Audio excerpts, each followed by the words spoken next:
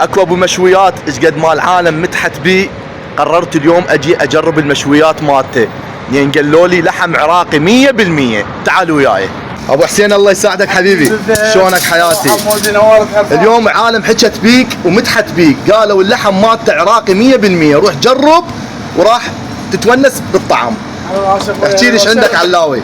اللي عجبك، كباب، تكه، معلاق، قلب، شداوي، تكه دجاج، اجنحه دجاج، هاي الاشياء اللحم كلها قدامك، كله فريش كل يوم بيومه. لحم عراقي مال غنم. ايوه، وما نجيب احنا الفخذ الناعم، طلي ناعم، فخذ وزنه كيلوين، شغله مرتبه وشغلتنا نظيفه وقدام عينك هذا اللحم. ابو حسين راح اجرب وانا طري للعالم.